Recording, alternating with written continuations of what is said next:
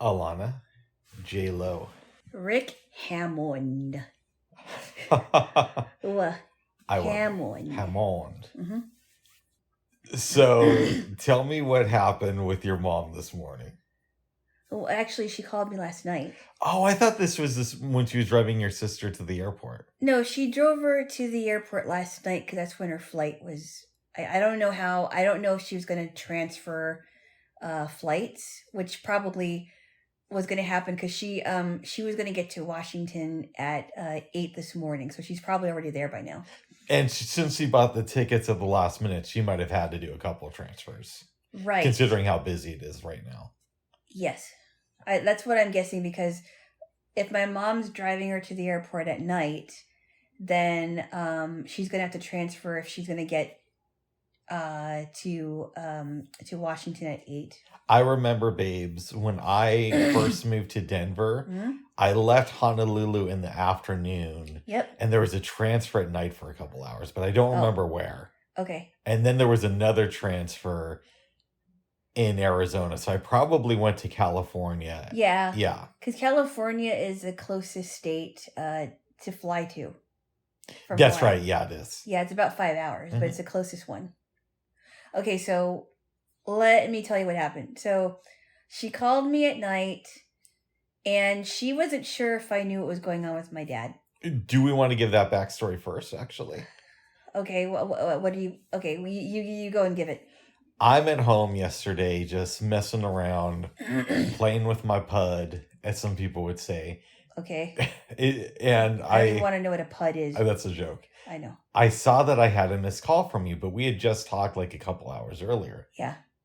Reach back out, and you're like, Bob, guess who's coming your account? My dad in here. That's not what I said. You didn't say it quite like that. No, I didn't have that voice either. Apparently, they had just bought tickets yesterday to fly in from Hawaii this weekend. So your sister... I don't know if it was yesterday, but... That's when you found out about it. Well, I found out yesterday, but I didn't know when they bought the tickets. So your younger sister and your dad are coming in. Your younger sister's coming in today. To Hawaii. I mean, to From Washington. Hawaii to Washington. Yeah. Because that's where your older sister lives. Twin. And your dad is coming there tomorrow. So, yeah. So you were like, hey, our plans might have to be readjusted. Next week is Thanksgiving. But it looks like they'll both be gone by then. And... Yeah. We're going to see Kristen Wiig on Sunday, but it also looks like that's not going to be interrupted. Yeah, as far as I know, because my dad's going to be there on Saturday. I'm sure he wants to see my sister and her family. Yeah. So they'll need a good weekend. And also, if they do come up here, you'll have to put down the law and say, "Hey, listen, bro, bro, or sister, bro." What? I only found out about this like literally a couple of days ago. It's not like y'all live down the street. We did make plans, but in any event, so that throws me off a little bit, but only for a minute or two. Yeah. And last night, your mama calls you. Yeah. And what happened? Well, she didn't know. Like I said, she didn't know if I knew anything about what's going on with my dad and my sister. And she was trying to push the idea, your dad should visit you, and it should be easy if he's coming from Seattle. But you have to remember that towns like Federal Way, Washington is closer to Tacoma. Okay. So it's not quite Seattle. I don't know people do that, right? They just like by default it's Seattle, right? Which isn't true. But anyway, that's besides the point. She was like, oh yeah, he could go, he can take the train to see you, and then when he gets to the train station, all you have to do is order a Lyft and an Uber. But that costs money. Right. That costs money. I'm really not used to having my dad over at a place that I live in by myself. I've never had that situation. And he's never stayed with me when I was in an apartment by myself. So that's a little bit kind of weird. Mm-hmm. My mom's like, oh, he should stay overnight. And I'm like, that's a little bit odd to me, but I don't know. I don't know what's going to happen. My sister suggested that, I don't know if dad wants to drive, but she was thinking maybe she could take my oldest niece and my dad with her, drive the 3 hours to see me in Portland. Your oldest sister. Yes. Okay, for some reason, when you were explaining it to me this morning, I thought it was just going to be your oldest niece and your dad. No. I mean, my oldest niece hasn't seen her grandpa in years. Yeah. Why would she go with him by herself? I don't know. Maybe she wants to get to know the man. Okay. Well, I mean, yeah, because she wouldn't be able to take her younger kids because there wouldn't be any room. Yeah. I don't think there would be room, but then it would have to be really tight. I'm having trouble understanding one thing though. So now you have said that your older sister has motor vehicle issues. I mean, her vehicle was fixed, but I think she's got something going on with the tires. Okay. But otherwise, it's been fixed. Nice. Yeah, so they can drive places and everything, but they only have one car. Oh. They only have one car, so it's not like they could take an extra car with them. So, yeah, how would that even work then? Because if they have 2 other kids and your brother-in-law, they can't just, I mean, I would imagine it would be difficult just to take a car for a trip that one way is 3 hours. So that means if you just came here for an hour, which they're not going to do, if they come here, they're coming here for like the afternoon. Yeah. You're out of her other kids and your brother-in-law are pretty much stuck at home for a long period of time. Yeah. The way I understand. So, yeah, and it wouldn't be fair to them because I'm sure they would all want to see me, but it's, if they had like a big SUV, that might actually work. Yeah. If they had like a van, actually, if they had like a minivan, that might actually work, but... Yeah, but even then, you would want 2 cars for a family of that size. And it costs money to drive and get gas, and if they buy food, because sometimes when people, when my family will go to another family member's house, mm-hmm. they'll bring food or they'll buy dinner or something. Yeah. That's how my family is. Yeah. So I'm not sure how that's going to work. I don't know. I mean, maybe they'll go to Portland if they're able to, and we'll go to like a restaurant and have dinner or something. Mm-hmm. I don't know. I'd like for my dad to see my place at least. Yeah. I don't think I'll be able to put him up here though. No. Because it's just a little bit complicated. I don't think he's ready for that. And if you put him up, you'd also have to put up presumably your sister and your niece, and that also brings complications because then the other relatives are out of a car for at least a day. Yeah. And my niece is really tall. Oh. My sister's tall, but my niece is taller than her. So that's going to create a problem. And my dad's taller than both of them. Mm-hmm. He's 5'11". Actually, no, I don't think my niece is that much shorter than my dad. Because she's probably like 5'10" already. We should explain in the Filipino community. Yeah. It is common for people to be very small. So like under 5 feet even. If your niece goes to, let's say, Lubang, for example, she will tower over everybody. Yeah, almost. But then she's also biracial, so. Oh. What? No, I don't know. I mean, she took after her dad. Nice. My brother-in-law. Well, my brother-in-law isn't that tall. I mean, you're pretty tall for a Filipino person, though. I know. I take after my dad in that I'm taller than my mom, but I only stopped at 5'6". But your mom's also pretty tall for a Filipino woman. Yes, she's taller than the average one. Yeah. But compared to me, I tower. I don't tower over her, but I'm just a couple inches taller. Yeah, what I've noticed, babes, outside of your family, the people I've known from the Philippines seem to be all like maybe 5 foot. Yeah. Even the guys. Yeah, exactly. I've met very, very short guys. Like my cousin, when I met him in 2003 for the first time, super short. Oh. Super short. I'm like, I cannot believe they're short. But even in Italian families, right? In Italian families, sometimes the guys can get short. Yeah. I mean, look at Joe Pesci. That's I don't even true. think he's like 5'6". No, I'd be surprised if he's 5 foot. He's a short man. He is. I thought he was like 5'3" or something. Maybe he is. I don't keep that much. He's a short guy. I mean, Yeah. Yes. So I don't know. So and at one point your mom was offering to pay for you to go down and see your relatives. To go up. I'm sorry, I'm bad with geography. To go up, yeah. Well, yeah, but I said, well, Mom, I just found out yesterday that this is going on. I can't just drop my plan just because my dad wants to see me. And this is what really drives me crazy, especially for me because I'm not married out of the three of my sisters. Sure. I kind of get this feeling, and I don't know if it's just because I'm the single one. I don't have kids. Mm-hmm. I'm just dating you. We're not married. We don't have any kids between us. We don't. I don't think we do. No, we don't. Okay, good. I don't have any kids. And it's like they're expecting me to drop my plans as if I had nothing else to do. And it really bugs me. And It's been happening for a long time. And my aunt, I love her so much, but she has done this to me over and over again. And I've tried to do my best to advocate for myself. It's very hard because there are people in my family that I feel are very domineering and controlling, and maybe they don't even realize it. But I kind of feel like they're kind of dependent on me. Like even my sister was like, can you be flexible and, try to make way for Dad? And I'm like, why is it dependent upon me to be flexible? Yeah. I hear you, but it does sound like your older sister has to be like super flexible this weekend. If I was her and I told you this, I would be pissed. Yeah.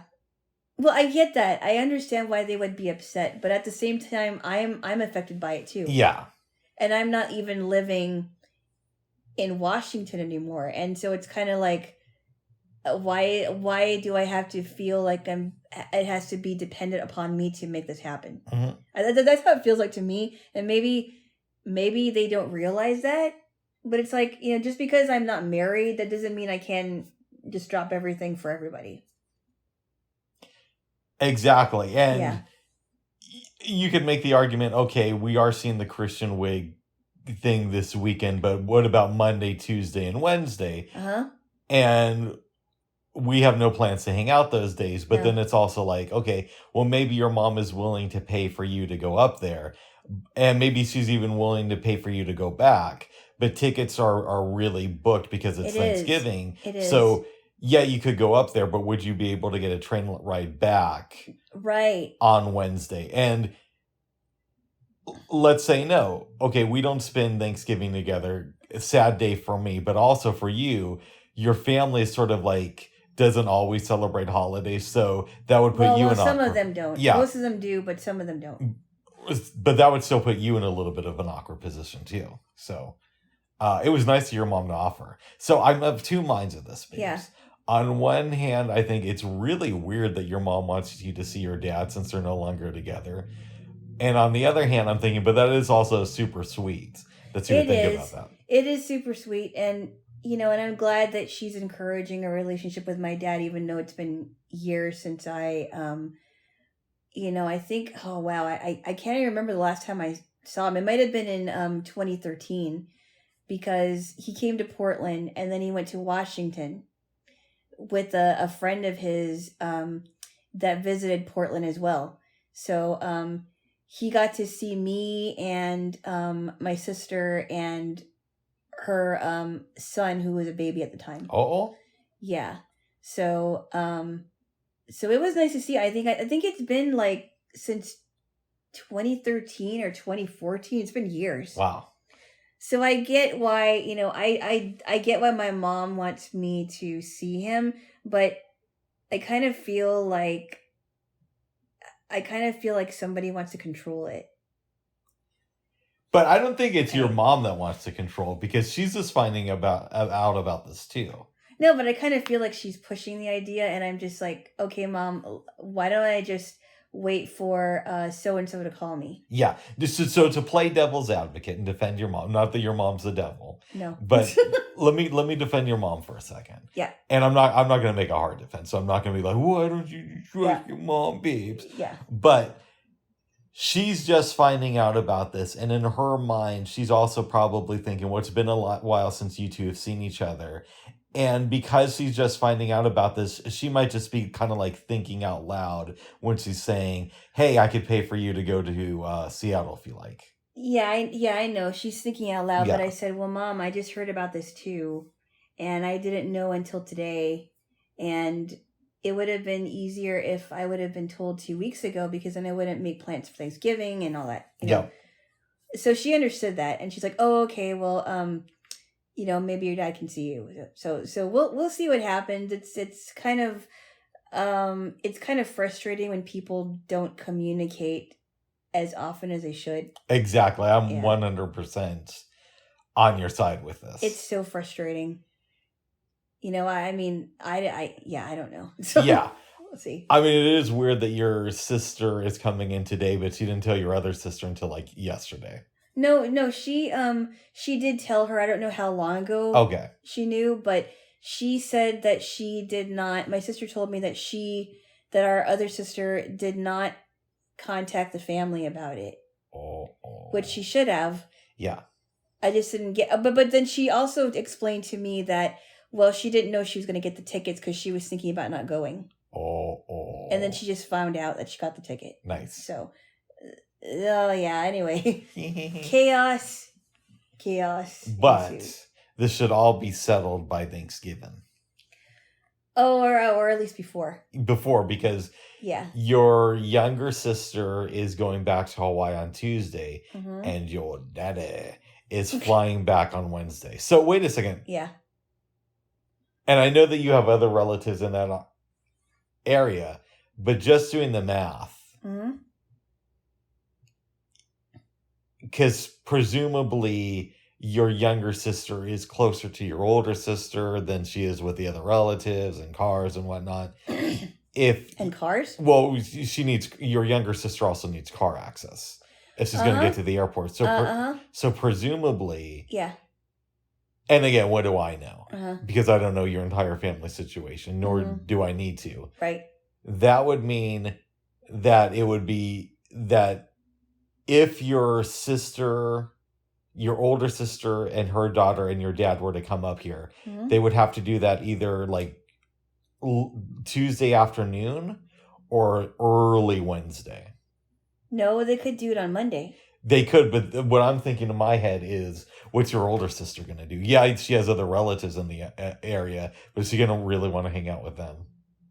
I don't know. Well, I don't know. I mean, she's close. She's close to my relatives in other areas. Oh, okay. I mean, it's not just my cousin. I think my other cousins are in Seattle too, but she has to drive a ways. Yeah. So, but my other cousin is physically 15 minutes away from them, but they're not getting along right now. So, but there are other relatives, but like my aunt and uncle lives in Burlington, Washington, which is a little bit of a ways. Yeah. So without getting too much into this. Yeah. Your older sister and your cousin are having their issues, but your younger sister is still cool with your cousin. As far as I know, yes. Yeah. Okay. Yeah. Nice. But and it's kind of awkward because my younger sister wants my other sister to drive her to the cousin's house, but they're kind of having their issues and they're not, my cousin's not talking to her or whatever. But would your younger sister or your older sister have to come in, or could she just maybe drop the younger sister like across the street? Well, I mean, I'm sure she would like to come in. It's just my cousin that doesn't want to talk to her. And so it's kind of awkward right now with them. Yeah. So I don't know what's going to happen. It sounds like it's very chaotic right now. So. Yeah. I have no idea what's going to happen. I have a feeling maybe she'll be staying at my cousin's house for a while. She might go and visit my other relatives. And my sister's thinking I might not even see her until Tuesday. She's going to be all over the place. Oh, really? But I thought your older sister was picking up the youngin' from the airport. She's not that much young. Oh, there were some issues, though, because like your older sister had to drop off her kids for school. So my nephew starts school by 8:00, so I'm not sure. I mean, I think she'll be able to figure that out. I'm sure she has an idea about what she's going to do. Nice. Yeah, but I kind of feel like we're we're like the only two people in the family that likes to plan things out. Mm. And we actually like to make sure that things work before Yeah. we plan them out. Yeah. I'm that kind of person. Like, I like doing things on the fly, but very seldomly, because usually when you plan things out, it's a lot easier to handle. And it depends on what that thing is Yeah. and how it's going to affect the people around you. Like, you probably wouldn't fly 6.5 hours to see a relative if they only had a couple days notice that you were coming. Mhm. Yeah, I mean, that's just not good planning. Yeah. That's like very short notice, and they don't have enough time to clean up Yeah. and get things ready. Yeah. So anyway, we'll see what happens. Yeah. We will see what happens. Well, good, babe. So I hope you get to see your relatives without it affecting me too much there. Jaylo. And maybe I'll invite you to come and say hi for a little bit. I would do that, but I'd have to ask you to please be on your best behavior and don't use any coarse words. Bubs, what's up? I have to ask you to be on your best behavior, because you're not on your best behavior with me all the time. Oh, but I'm always good boy. No, you're not always a good boy. So, but no, I'd be willing to meet your relatives. Yeah, I think it would be good to kind of break the ice. Because, I do appreciate, even though sometimes you don't quite understand my mom, Yeah. I appreciate that you like to include her in our things. Yeah, your mom, we've discussed this, is a little bit too Christian-y for me, but she's a nice woman if you can get past the Jesus stuff. Bubs, come on. What? Come on now. No, I think if your mom was a little bit less into Jesus and still believed what, she would be a really cool person. So basically what you're saying is she didn't preach so much. Yes. Not that she has to be less into Jesus. Yeah, she didn't preach so much. Yeah. I don't like preachy people, though. Mm. Yeah, and it's really embarrassing when I hear stories, and I'll tell this really quick. Go ahead. And I think I may have mentioned it in here. It's really embarrassing when she tells me stories like she'll be in a cab with somebody, the cab driver, and then she'll just like out of the blue ask him if he's a Christian. And I'm like, you don't do that. You don't do that. That is just so wrong. It was, and I know we mentioned this before, but it was really odd the first time I met your mom, and there was like 3 hours about Jesus. And I didn't know how to stop it. Yeah. I was like, she kept just going on, and I'm like, I don't know if I should stop it now. And she just wanted to tell her story, and I'm like, I get that you want to do that, but keep it to like 30 minutes or something. Well, here's the thing. If I'm down for a good 3-hour story, if so much of it wasn't like Jesus, you know what I mean? Well, I mean, how would you feel if somebody talked about Satan for 3 hours? That would be a little bit too much for me too. Okay. Yeah. I mean, I understand that she wants to share her faith, and I get that.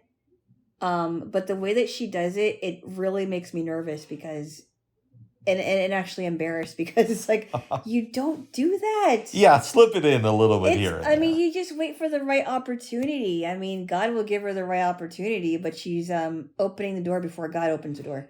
I went to somebody's funeral once, babes. I'm not going to say who it was. Okay. What I will say, it was not my mom. Okay. And I only say that because obviously I went to my mom's funeral. Yeah. But I went to somebody's funeral, and it's not like we were like super close, but I knew this person fairly well. Yeah. And I knew that they believed in Jesus, but they were never preachy about it. Right? Yeah. So it wasn't like, oh, I'm going over to so-and-so's house, I'm going to hear about Jesus. It was just like, I knew that they went to church, but that was about all they'd share. Oh. But then I go to their funeral, and it was like nonstop about how this person believed in Jesus and about how involved with the church they were. What's wrong? Well, I'm going to tell you. And I told this to a friend of mine too. I said, you know that I like Tupac, but I don't talk about Tupac 24/7. Mm-hmm. Imagine, babes, if I died and you go to my funeral and everybody else there discusses what a big fan of Tupac I was. That would annoy me. Exactly. Okay, so here's the thing about that. I think it's important for people to share what they're passionate about. And I think if somebody is very if someone's a Christian, whatever, if they're Jewish, I think it's important for people to share their faith. But when it really, what really gets to me, and my tummy just started growling, is when they ask people and they just want to talk about it and they open the door before the door is open. That's when it really embarrasses me, and it's like you don't do that. Some people just don't know how to. I'm going to use a Christianese word. Evangelize. They have like the wrong idea of evangelizing, if you know what that means. Yeah, it means preach to the masses. I look at it like promotion because you're promoting a specific belief system. And I'm a big fan of the soft sell. Like, I know all roads go back to Howard Stern. Oh, jeez. We're going to go there again, huh? Yeah. When somebody goes on Howard Stern, they'll mention whatever they're promoting for, for like a minute. And then Howard will do like a 2-hour interview where he goes and talks about that person's life. And then at the end of it, he'll say, now let's get back to that movie we're talking about at the beginning. Yeah. So it's like, you're there to promote a product, but you're not just talking about it nonstop usually. I mean, the people, I mean, I think that the little things are the ones that can get people's attention. Mm-hmm. And even more than being preachy about it, just by your attitude, just by what you're passionate about. I mean, people are going to know. Yeah. You don't even have to say it. You don't even have to say much. You could have a conversation with them about it once in a while, but people are going to know by the way you are what you really believe in. Well, and the other thing too, I imagine it's got to be hard for somebody like your mom to think I have to talk about Jesus all the time, because then there's that pressure and it's almost like you can't have any other hobbies besides for Jesus. You know what I mean? So there's a pressure there. She has other things, but it's kind of like she wants to go all in, and going all in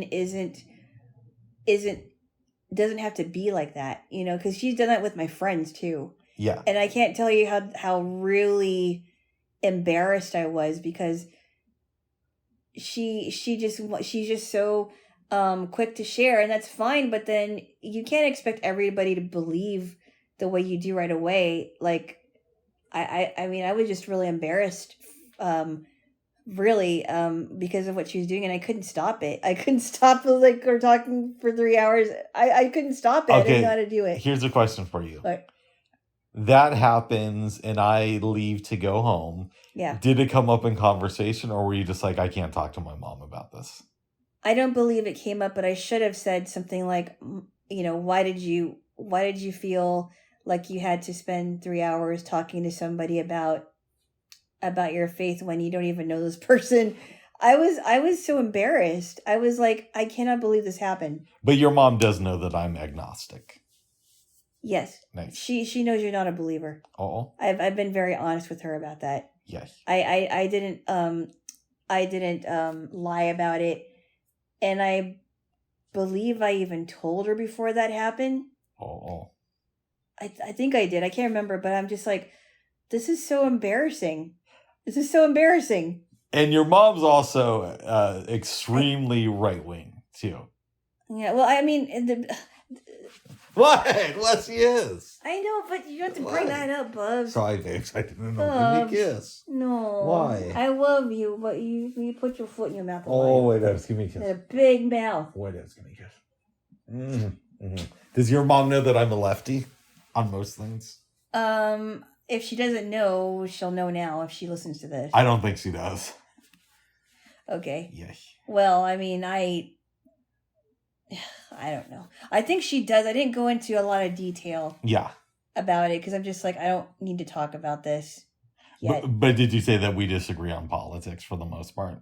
I don't even know I don't remember even if I talked about that. Nice. But I didn't want her to bring it up because I didn't want to have to break up an argument.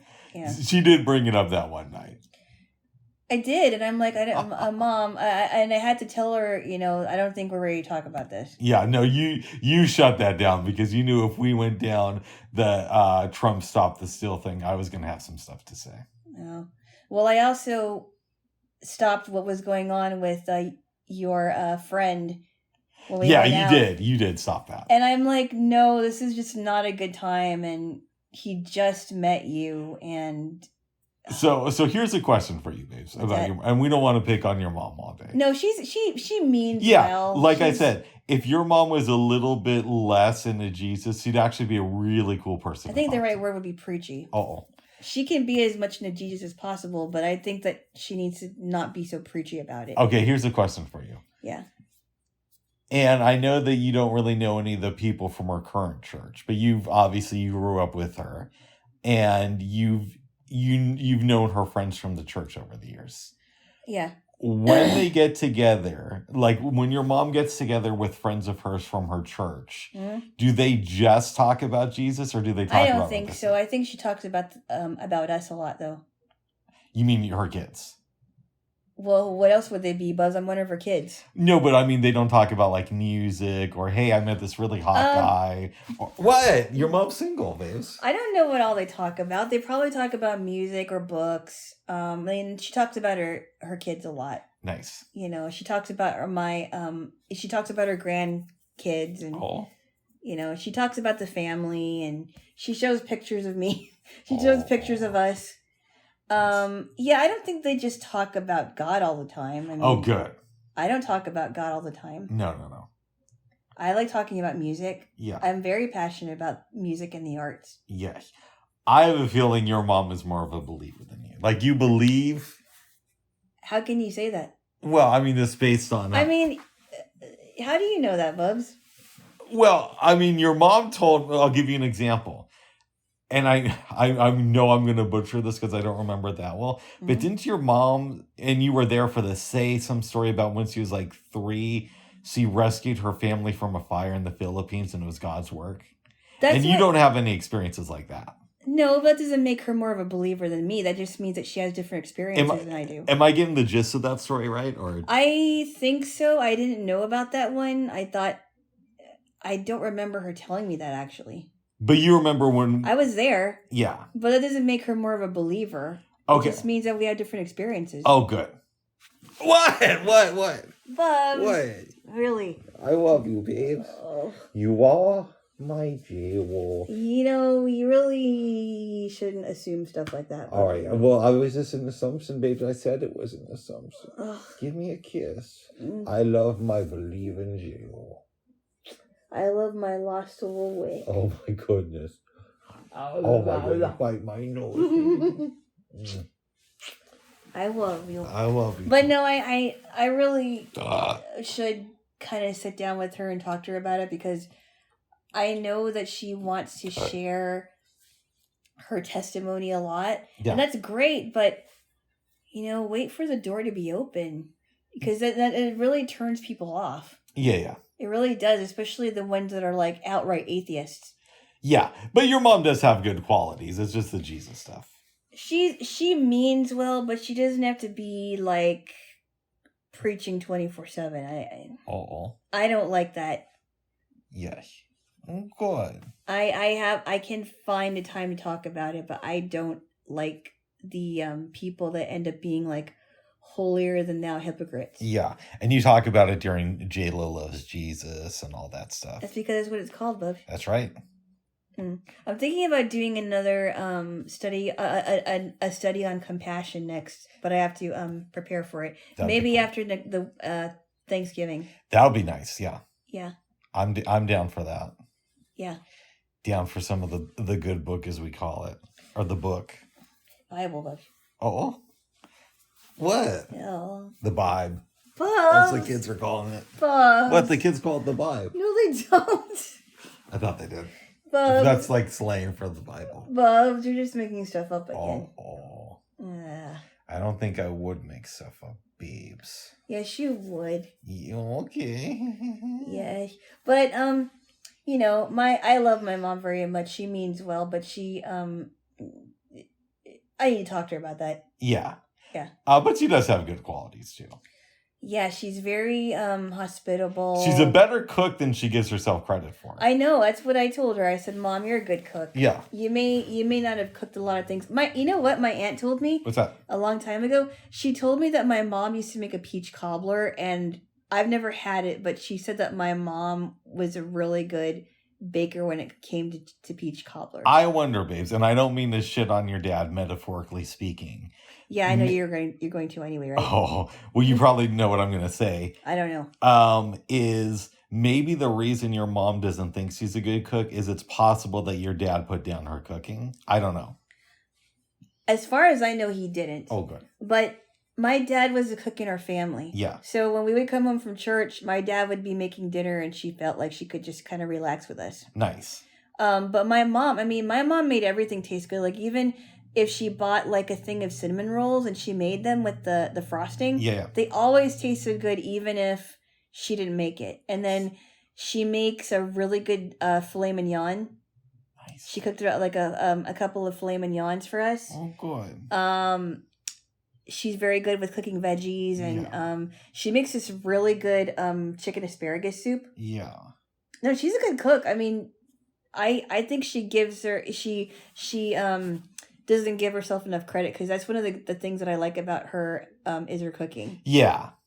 She's really good. Yeah. Yeah.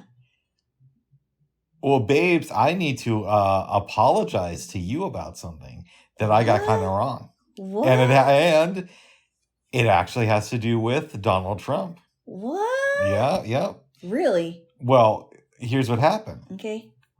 So Donald Trump announces that he's running for president this week. And yes, that was not a big surprise. I heard that, yes. And I knew it was going to happen. Yeah, everybody was expecting that. Yep. And I'm listening to TYT the next day and Secular Talk and all that stuff. Yeah.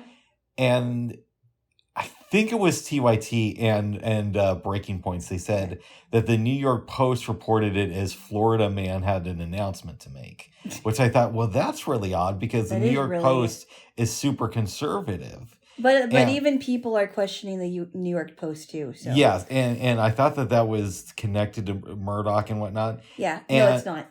Okay. It isn't, but a lot of conservatives are now questioning the New York Post because some of the stories are kind of questionable. Well, on Breaking Points, yeah, they said that they pulled away from Trump's speech when he was announcing, and they went to Sean Hannity. And even though Sean Hannity gave praise to the speech, they thought it was weird that they would pull away from it. Yeah. And what they started to say was, and Sagar, who co-hosts Breaking Points, and he's like the super conservative on the panel, right? He's the conservative co-host, and he used to work. I think he said that he was discovered by Tucker Carlson when Tucker Carlson ran some conservative website.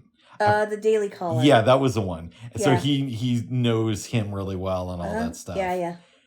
And that doesn't mean that he knows Fox News, but it means that he has like a little bit more. He knows that world better than I do. Yeah. So I had just assumed that Fox News just like loved Trump and was like all Trump all the time. And he said that there's a lot of mixed feelings about Trump in the conservative world. Like it's not what somebody like me would think, to where everybody who's a conservative loved Trump. There's actually a fight in the conservative community, especially at Fox Well, News. there are conservatives that would be considered never Trumpers, either the ones that claim to be conservatives. Yeah. And they're coming out in the woodwork, and then they've got the MAGA people that were they're all in for Trump, which is I would be in that category. And are definitely scrutinizing the never Trumper conservatives. And then also too, which was brought up, interesting you talked about Fox News, but the Murdochs used to be, the Murdoch family used to be good friends with Trump, and they somehow pulled away from that. And now that the younger Murdochs are taking over Fox News, it's like half and half. Yeah, they said that there's a big fight in the conservative world and in Fox News. So you'll have people like Tucker Carlson and Sean Hannity who are all in on Trump, but then you'll have other people. And Jeanine Pirro.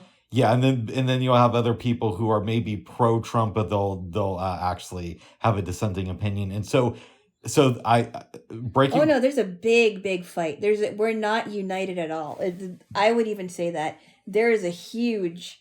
There is a fight between conservative never Trumpers, MAGA people, and the establishment. So it's a huge fight. So Breaking Point's talked about that. And I'm like, oh, that's interesting because you had always said that, but I never really. Oh yeah. I just saw it as like conservatives fall in line. Oh yeah. I mean, we are not united at all. I would even be the first to admit that. And then on TYT, Jank was reporting on some story that a newspaper had. It might have been in the New York Times, but I could have it wrong. Yeah. Where it said that Rupert Murdoch told Trump before he announced that he was running for president that he's so dissatisfied with the way that Trump is acting that Fox News might even back a Democrat if Trump gets the nomination. Yeah, there's a major fight, and you know what?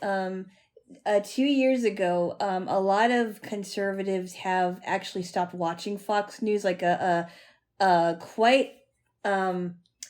quite a bit of conservatives who used to be Fox News watchers, like myself, have stopped watching it, and so their ratings have gone down quite a bit. As far as conservatives go, yeah, there's a big fight in the Republican Party. There's it's like it's split up into 3 groups, and it's coming out a lot more because many of the candidates who Trump passed, who are really stop the steal people, lost their elections. Not all of them. Many of them. A lot of them won. 219 of them won very good races, and I'm not going to get it too much into that. But all I'm going to say is that there is a big divide within the conservative community. I have a theory I want to get your take on. Okay. And I think we're going to disagree, but I'm almost certain of it, but I want to know your logic. Yeah.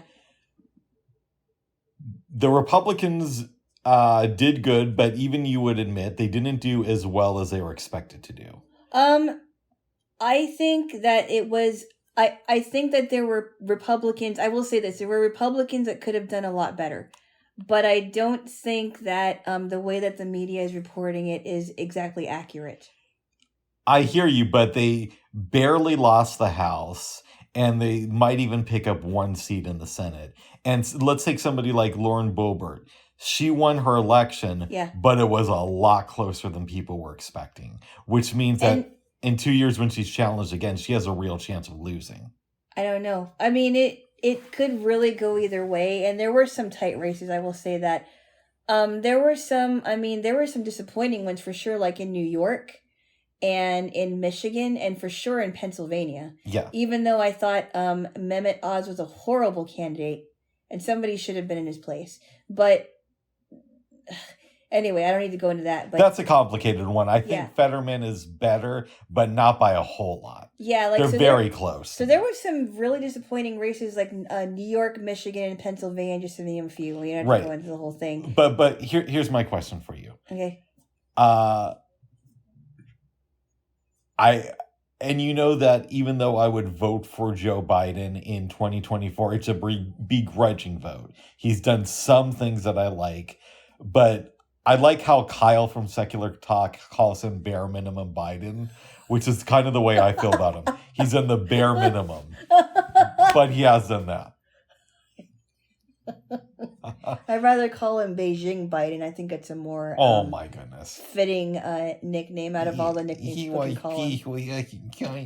We don't need that. What? He wants peace with us in China, Bob. We don't need that. No, he has ties to China, Bubs. Okay. Anyway. So here's the thing. Okay. I don't think that Joe Biden should run in 2024. Oh yeah, there's been some people saying that he shouldn't. Yes. Right. And he has said publicly that over the holiday season, he's going to talk it out with his family and then announce in 2023, like probably January. Trump's is being investigated from the FBI. I think he's going to be indicted, but I think that they're going to put up a real weak defense against Trump, so he's not going to go to prison. But Trump also had a lot of candidates who lost this time around. So my theory on Trump, and it's evolving, is that he is going to win the Republican nomination for president fairly easily. Like maybe they'll put up one or two people to run against him, but they're not going to put in a real fight. And I know that everybody is pushing for DeSantis to run against him. Which wouldn't be a good idea, honestly. It would be a horrible idea. Yeah. But he might do it, he might not. Yeah. I think Trump will easily win the Republican nomination. But I don't think any independents are going to vote for Trump. I don't think any Democrats are going to go over to vote for Trump. So I think he's going to lose in 2024. I don't know about that because a lot of independents, I think that a lot of independents have been leaving, the liberal independents have been leaving a Democrat Party. That's why they're independents, though. I wasn't done, Bubs. Tickle. Bub, okay. All right, give me a guess. I wasn't done, Bub. Okay, go on. No, you were good until then. Oh my until up to now, Bub. Oh my goodness. Go ahead, babes. Okay. Well, I don't know if that's true because liberal independents have moved over from being liberal independents, and they've become they've become more conservative. And then you've got the Democrats that have left the Democrat Party and have gone conservative. You also have the rising in Latino voters, in Black voters, in Asian voters that some of them have voted Democrat and they left. So I don't know that your theory is correct. And we don't know because this is just a theory. But I think that's what's going to happen. I think he's going to win the Republican nomination very easily and lose the national election. But we'll see. We'll have to see. Yeah, I don't know that would be true. But I guess it's something that we'll have to wait and see because it's still very early in the game. I was listening to Michael Moore this week, who is a great filmmaker. A big lib. Yeah, and he's a great filmmaker. A big lib. That's a good thing. No, it's not. Why not? Anyway, I don't have to explain it right now. You told me that you like some of his movies. I never watched any of his movies. You watched Fahrenheit 9/11? That was the one movie I watched, and I kind of thought it was funny, but I also thought it was very sad that it made George W. Bush look like an idiot. George W. Bush is an idiot. But Bubs, what? Even you would agree with that, wouldn't you? No. Don't mess with the recorder. Even you would agree that George W. Bush is an idiot? Well, I mean, he's not making himself look very good, that's for sure. I mean, but I'm not talking about George W. Bush.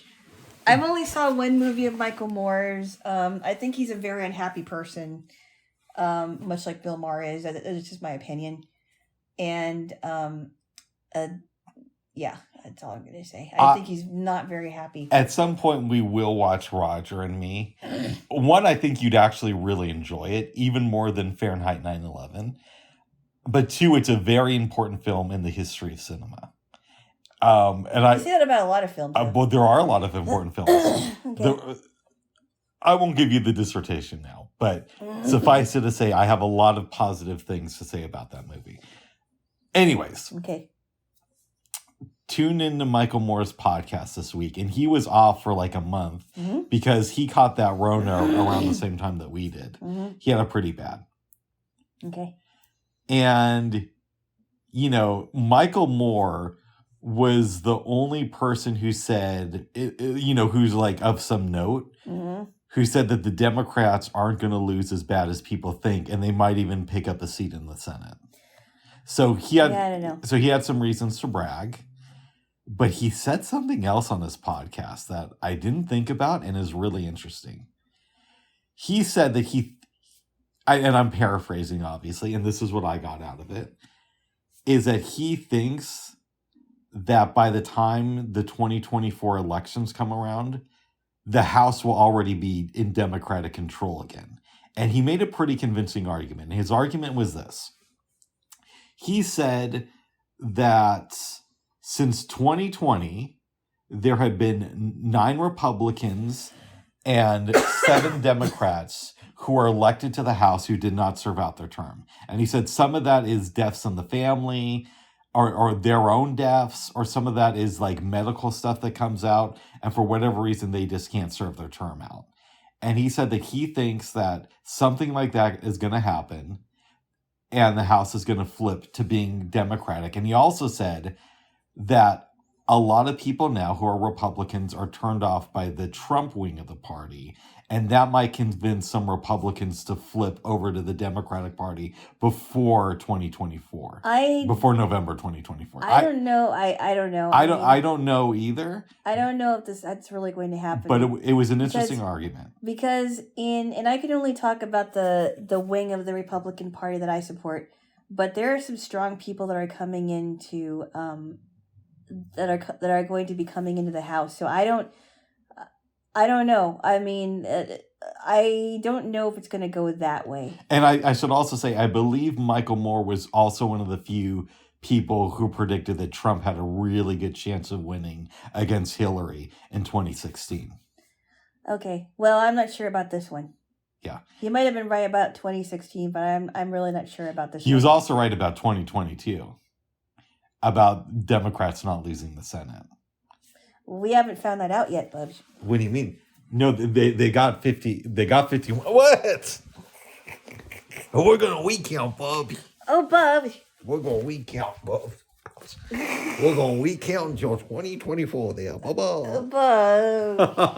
But anyway, yeah. I mean, I don't know. It could go either way, but I'm not quite sure if Michael Moore is going to be right about this one. I was listening to... Are we going to talk about something else? Hold on, babes. I was listening to Howard Stern. Of course. In... Smut King. Oh, my goodness. I thought you liked his show. I don't listen to it. The Smut King. At some point, I don't want to watch this movie with you, but I would like to play you some audio from his show that I think you would find interesting. But no, I'm a super fan. I'm a Howard Stern. Yeah, fan. But then Howard Stern also said that he was thinking about running for president, which he's never gonna do. I wouldn't. He would never do that. I wouldn't vote for him. No, it's one of those shows. There's a lot there that I don't like, but I think that the stuff that's great is so great that it justifies listening to the rest of it. But I think you're gonna enjoy this though. Oh boy! So. In 2004, there was a big movement in the conservative world to censor Howard Stern. And you can research that, which is one of the reasons I find it so interesting when the conservatives now talk about free speech. But how conservative were they? Because I'm not okay with people being censored. People in the Bush administration. I was never, but the Bush administration are, now we know that they're establishment Republican, so I don't know. Okay, let me finish the story. So that made Howard, kind of like fight against them to a certain extent, on the airwaves and say that he was supporting John Kerry, all that stuff. Saw the movie Fahrenheit 9/11, invites Michael Moore on. Michael Moore onto his show. I realized as I said that it made it sound like it said Michael Moron, which is not my intent. So Michael Moore goes on the show and they're talking and they're having a great time, and Howard goes to his callers, which he doesn't really do anymore when guests come on because he has some crazy callers. Oh, okay. Which is kind of fun, but it's also kind of weird too for guests. Yeah. And one of the callers said, "I bet Michael Moore would do really good in a cheeseburger eating competition, but he's a horrible filmmaker." Oh, you mean like that one film, Super Size Me? Was he referring to that? No, he was just saying that he thought that he was trying to imply that Michael Moore is really overweight. That's hilarious. Which he is, but it was. That's hilarious. I would laugh at that one. You know what I just remembered, babes? Oh, wait. I have a copy of Downsize This, which I think is Michael Moore's either first or second book, downloaded from the Bard app on my iPad, and I should read that soon. About downsizing? Well, it's about how now. Consider this. I remember hearing the synopsis back in the 90s, so I haven't read it, but I think it's about how corporations are getting rich from using corporate welfare, which is something that's just gotten worse over time. Like, we always talk about, the single mother with 3 kids who needs to pull herself up by her bootstraps and get off food stamps. But we never talk about all the money that McDonald's takes from our government to stay in business. I think that's the central point of the book because I heard him discuss it on a couple of different talk shows at the time. So I should read that book. Okay. I've read other books of his that I've enjoyed. I did like Dude, Where's My Country? I thought that was good. What you doing, babes? Oh no, my lips are kind of hurting because it's been dry. It's been cold and dry and windy and I also think that Rona didn't help. I'm almost past it. Oh, what was that thing I told you this morning, babes? You said, well, what happens if you meet a woman named Rona? And I said, well, I could always tell my friends, hey, you know that girl Rona? Years ago, I got that Rona. And it implies something else. Oh. Babes. Yes. What? Let's talk about the fact that a tech company, it looks like, that was very big up until like a month ago, is probably going to be out of business by the end of the year. And maybe even next week. I don't know about that because the company's name is Twitter. No, I'm not a Twitter user by any means. I'm not planning to be, but it sounded to me when you said that he fired like 88 people already. No, 88% of the entire staff. Okay. I didn't hear this, but I'm kind of thinking maybe he wants to do a complete overhaul. I hear you, but a lot of the staff people aren't just in the tech part of the company. They're also the security people. They're also in the legal department. And Elon Musk has gotten in some hot water from investors in Tesla because they're saying, well, you're the CEO of Tesla, but you're spending all this time on Twitter. How is that going to work out in the long run? And there's also been talks that Eli Lilly might sue Elon Musk over Twitter, too. Do you know about that controversy? No, I didn't. Okay, so... What company is... What does Eli Lilly sell? In fairness, they're a horrible company, too. They're one of these big pharma companies. Oh, right. Okay, because I've been hearing their name, but I don't know what they had. They're not good guys, either. But so here's the controversy. It's the same as what's that one company? Rock something? I don't know if BlackRock is not a good company either. Owns any of Eli Lilly, but they might. Yeah, they're pretty shady too. Yeah, but in any event, so the way it used to work is if I go on Twitter, I want to follow the BBC and not some fake account. Yeah. And the way Twitter would have it is anybody could say, I'm from the BBC. So I could open an account and say, this is the real BBC on Twitter. But if you wanted to know if it was the real BBC, you could look for a blue check mark. And that meant that they went through certain steps to show that they are verified to the people running the company of Twitter. Yeah. Okay? So the blue check mark certifies them. Yes. Elon Musk comes in. And again, this was less than a month ago. And he says, if you're willing to pay $8 a month, you can get a blue check mark. No questions asked. So somebody opens up an account, and I think it's called like the real Eli Lilly. And because they pay the $8 a month, and because this isn't really known at the time, they get a blue check mark. And they come on and say, insulin is now free to anybody who wants it. Eli Lilly was already on Twitter, and they had to come out and say, this was an erroneous tweet. We're not giving insulin for free. And I'm paraphrasing, obviously. Yeah. But because of the controversy of this, the stock price of Eli Lilly dropped like 3.5%. Wow. Because of that? Yeah. And so there's talk that Elon Musk might get sued over that. Yeah. I don't know. This is another thing that I don't know what's going to happen. It's like a week to week thing. Like you got to watch what happens because it could go up, it could go down. It could be a bad idea for him to take it over, but I don't know because I'm not on Twitter and I don't care to be on it. That's fair. The lefty in me does think that it's kind of funny that he did this to own the libs, and yet it's completely wreaking havoc on his life and his business relationships.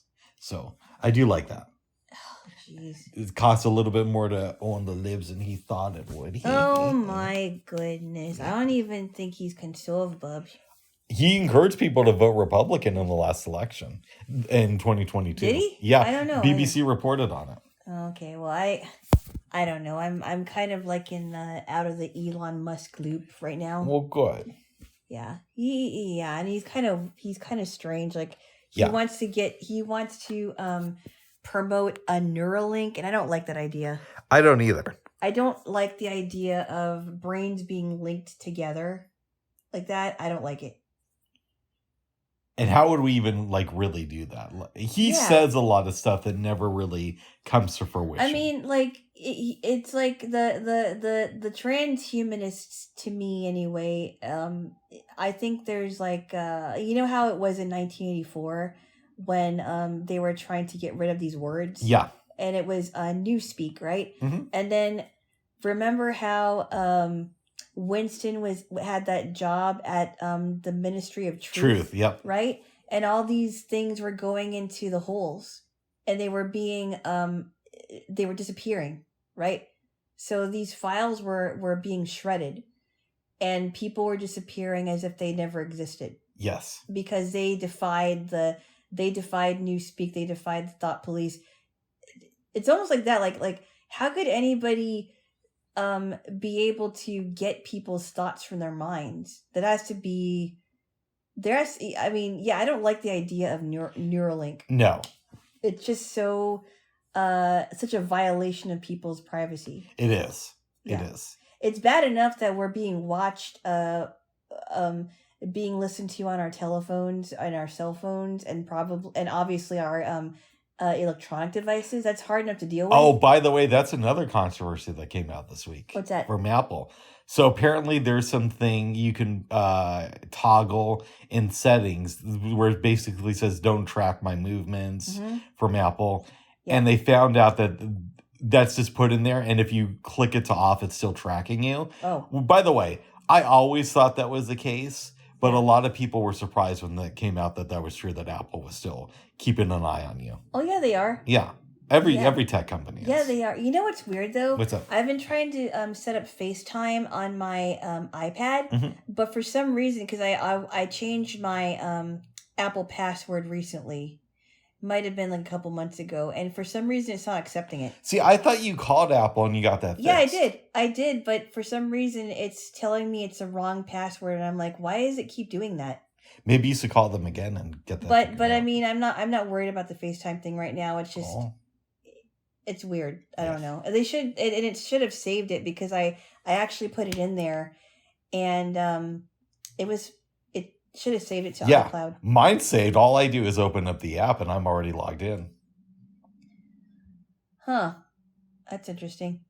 Yeah, I got to figure out what I have to do like a search on that and say, well, I have a new password. Why is some Apple features not accepting it? By the way, did we talk about the new Bard app here? The one for Android? Yes, we have, sort of, right? So I don't know. You said we have, though. I think we might have, like you said, it was a little bit better. Well, here's the thing. They no longer have that weird sound issue where somebody sounds like they're talking far away and then really close and then far away again. Yeah. But the thing is, every time I close the app and reopen it, it wants me to sign in again. Oh, weird. There's always some weird issue with Bard. I think you should contact them. No, so I'm going to tell you this. A friend of mine had this issue. Yeah. But it was on iOS. Yeah. Now, in fairness, I think the iOS app works almost flawlessly for me. Oh, yeah, for sure. And it's the new update actually made it better. Yeah. Because the one issue I had was search and downloading books. Yeah. Well, I guess that's a pretty big issue. Uh-huh. But they fixed that issue. Yeah. So my friend, like 2 years ago, had the problem I'm having on Android, except he had it on iOS. Every time he would open the app, he'd have to sign back into it. Yeah. He reached out to Bard, told them what was going on, and they said, we've had a lot of complaints about this issue. We're working on it. Yeah. Now, he tells me this like a month ago, and he says, Rick, 2 years later, every time I open the app, I still have the same issue. That's weird. Yeah. It shouldn't do that. Yeah. Yeah, I kind of think maybe Apple on my device has a glitch where, because I don't know, I need to do some research on that, because it should be able to accept my password no problem. I wonder if you maybe just need to update the app, babes.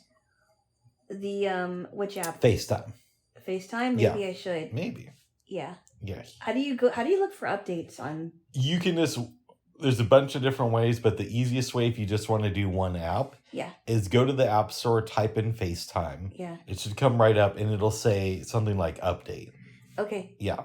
I think I'll do that. Well, good. Because I won't have to delete it. Nice. I'll do that. Good. Yeah. Babes. What? Speaking of reading. Yeah. Have you done any darn reading this week? Darn reading? Reading? Yeah, I mean, so I read a little bit. I was hoping to get some more in yesterday, but it's just been a crazy day because I found out about my family stuff. Yeah. So where I'm at is George Amberson was getting in to this relationship with Sadie Dunhill and finding out a little bit about her marriage. And it sounds to me like it was an abusive marriage, and they weren't married for long. It was like, well, she called it forever and a day, but it was only over 4 years.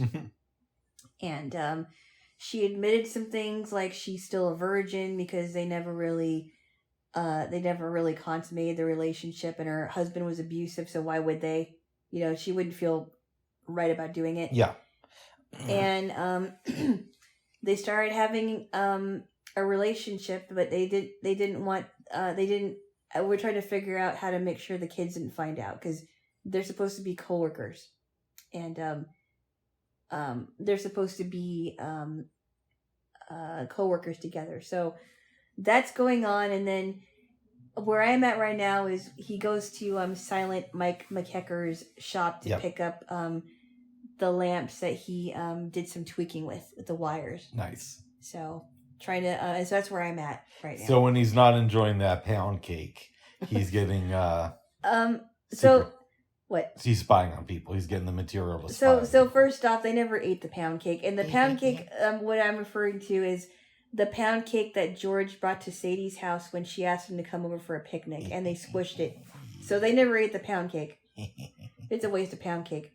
Well, that's what they call sex in the book. No, they didn't. Okay. Bubs, it was a real pound cake. I almost said pound cake. There was a real pound cake that he squished. I just kissed your hand. Aw. Well, I hope you get back to it, babes. I'd love to read Lolita. Yes, I know. I need to. In this lifetime. Well, I want you to get back into writing, Bubs. I know. By the end of this year, I will have it. You know what it is, babes? What? With your dad maybe visiting town. Yeah, but we've been making excuses about this. I know, yeah. By the end of this year, I will give you that chapter. It's gotten to the point, babes. Yeah. To where I'll be on the phone with friends of mine, and they'll be like, all right, what's going on with this book? I have a friend of mine from Nobody India. has been asking me about the book, by the way. Oh, you know what I tried to find, babes, the other day? What's that? I have a friend. Okay. Who's going through some health issues right now. Oh, yeah, okay. And I'm not going to get into specifics because it's his thing, but Have you talked to him recently? Yes, I talked to him earlier this week. Okay. But it's pretty serious health stuff. Oh, no. But as a result, he has a lot more free time. Uh-huh. So I've tried to send him more things linked to stuff that I think he might like. Uh-huh. And I was trying to find the link to that Russell Peters video where he talks about why people should beat their kids, white people. Oh, yeah, I remember that. And he tells the story of his friend Ryan and Ryan's mom telling him to clean up his room. I remember that. And he's like, fuck you, bitch. And then Russell Peters is like, aren't you afraid she's going to hurt you? And he's like, no, because I'll call Child's Aid. Russell tries that. Child Aid was a place in Canada. Child Aid. It's kind of like their version of child services. And then when his dad, when he said he starts back talking to his dad. What the hell did you say to me? He didn't quite say it like that. Oh. But he's like, what did you say? No, you couldn't do that in a Filipino household. You'll get it. Uh-oh. You'll get it. Yes. Do I look like Ryan's mom?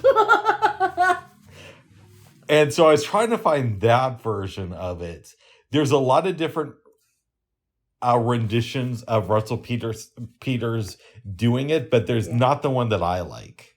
Yeah. Because Russell Peters is Indian, right? Yes, he is. Okay. But he was raised in Canada. Yeah, I know. Yeah. So unfortunately I couldn't send that to my friend. But his imitation of his dad was just really funny. Yeah.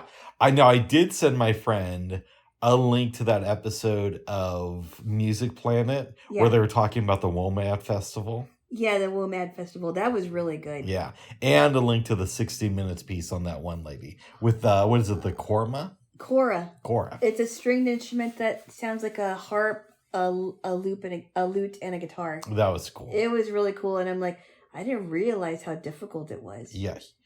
But you have to go through some intense studying of the instrument. You do. Yeah, You you do. do. You You do. do.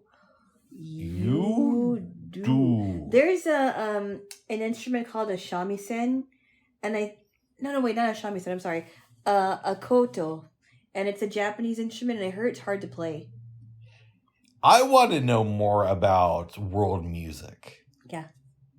And some of that involves doing some research into the instrumentation. Yeah. Yeah. Yeah. Yes. Yes. Yes. Yes. Babes. Yeah. I've done some reading myself. More than I have. Oh.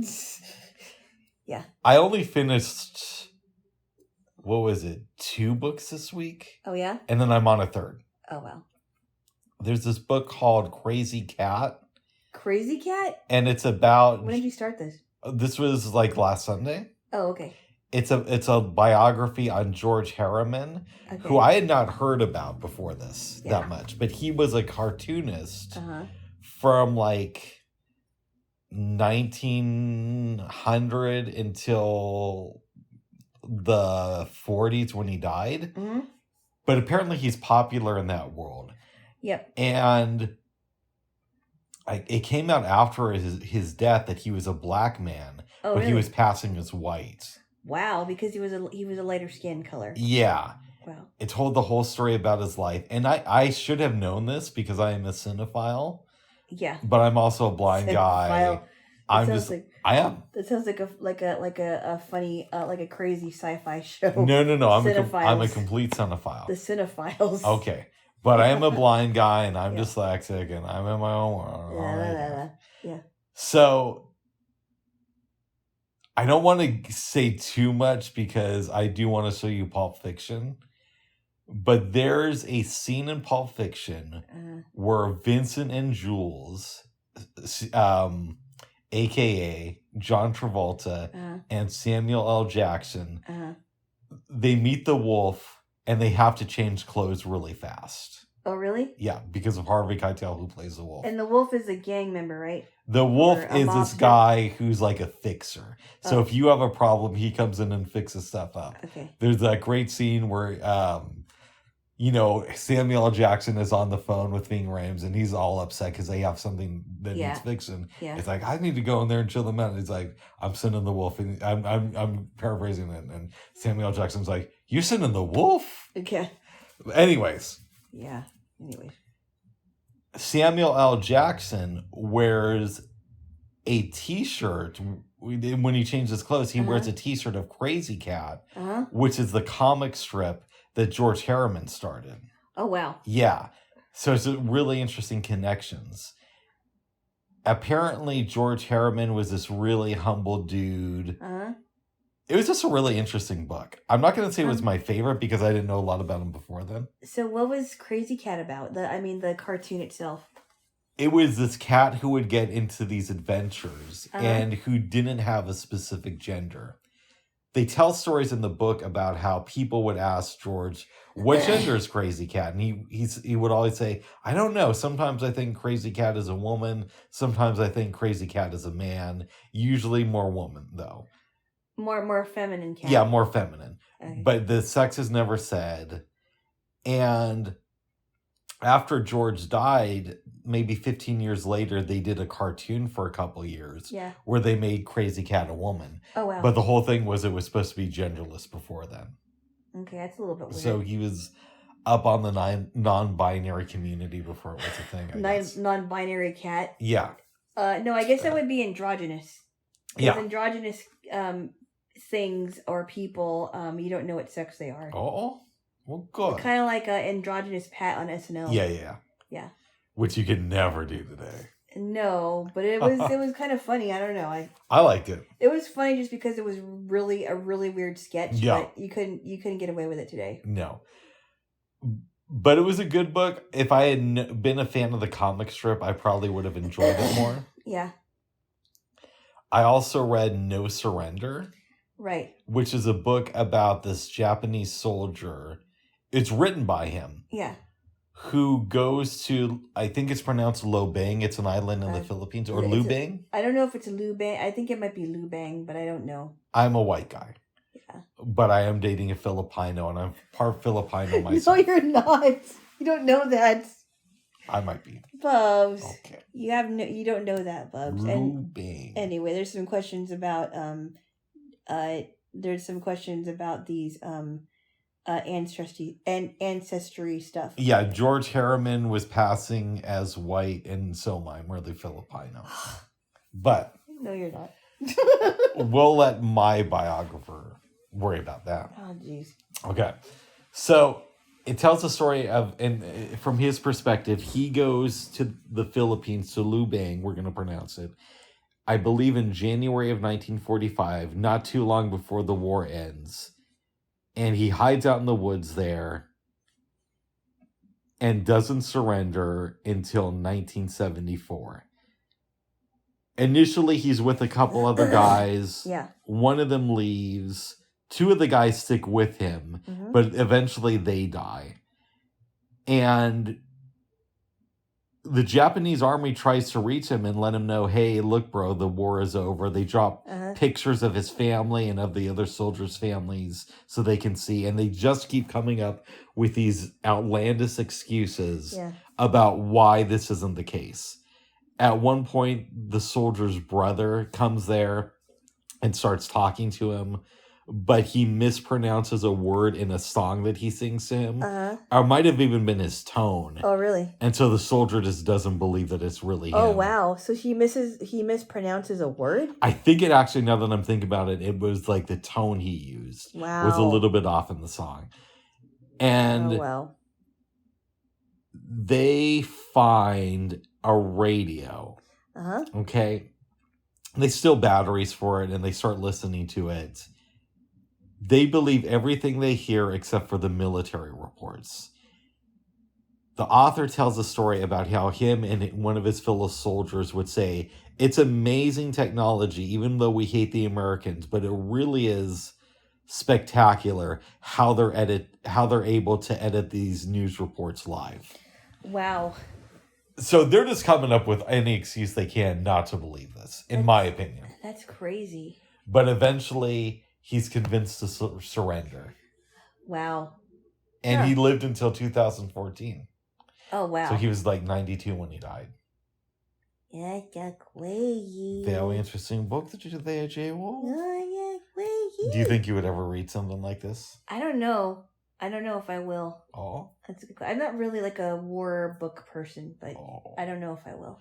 This was an interesting take, though. I can't believe that it took him 29 years until he realized that the war is over. Yeah, but he's like one of those religious people. This is the sense I get, to where he has to believe that the war is continuing.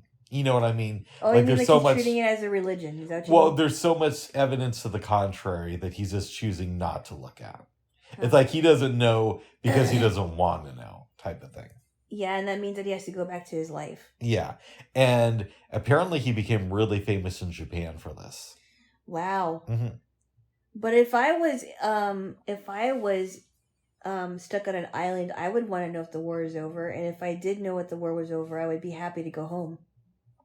But that's just me. That's just you, babes. That's just me. Yeah. He was in the Japanese, what? Army. Okay, the Japanese Army. I don't know what word they used for it because this was translated, but yeah. But I do understand that the Filipinos at the time were standing with the Americans because of the how World War II started. Yes. Yeah. Yes. So I get that. Finished that last night. Yeah. This morning. I started a book called The Family That Couldn't Sleep. Wow. And I'm still not that far into it, but I'm enjoying it. Yeah. That sounds like an interesting book about it's a family that has a sleep disorder, right? Yeah, and they usually don't discover it until the person, I think between like the late 30s or between the late 40s to early 50s is when they find out that they have this thing, Yeah. and it basically causes insomnia that gets worse and worse until you don't sleep at all, and then you die. So, was this doctor who died, was he, because you told me about this earlier, was he married? I don't think so. Okay. He was a single guy, but his family got it. Now, I could have that wrong. Okay. Because they mentioned that, he had it, and then they start talking about sheeps who start attacking themselves. Not other sheeps, but their individual selves. Yeah. And I'm not quite sure how this is going to relate back to the doctor. Wow. But I'm interested. Yeah, because sheep normally don't do that. They're pretty docile. Yeah, they are. Docile. Yeah. Yes. They're docile. They're stupid, but they're docile. Yeah. Yeah. Well, when was the last time you pet a sheep? I don't know that I have. It's been a long time. Long time ago when I went to the zoo, I pet a goat and it sneezed on me, so I had to... On my hand, yeah. It did. And you licked it. Ew, no. How old were you? I was in elementary school. I don't remember how old I was. Oh. But it sneezed on my hand. I had to wash my hands. But yeah, I did pet sheep because Hawaii used to have I think I still have it. Every year they have a state farm fair, and they would have it during the summer, and they would have sheep, like a petting zoo with sheep and and other animals to pet. It was really fun. They don't live that long. I think they only live to be like 5 years old. I heard it was 12. Oh, okay. Yeah. Maybe I got that wrong. But then it wouldn't surprise me if they didn't live very long because they're kind of stupid. Yeah. They're very sweet animals, but they're stupid. Yes. Yes. Well, good. Very good. Well, babes. Yeah? Is there anything else you want to talk about? We are going to watch a movie tonight. We're going to watch 2 of them, but one of them we're kind of watching in 2 parts, Cleopatra, because it's a really long-ass movie. It is. It's very long. Well, so is JFK. It's over 3 hours, so. Yeah, which we're going to watch that tomorrow night. Yes. I'm excited about both movies, but yes. JFK because you're reading the book and the anniversary of his assassination is coming up. I don't know much about Cleopatra at all, to tell you the truth. Well, this will be good for you then. Uh-oh. Maybe it'll inspire you to read some books. Oh my goodness. Yes, after Lolita. Oh my goodness. Yeah. Yes. So, shall we wrap this up and have another snack? Let's do it. Give me a kiss first. Okay. Okay.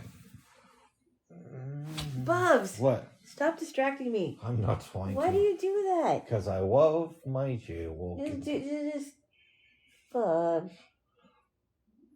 Bubs. What? Normal Bubs. Okay, normal. kiss me normally, babes.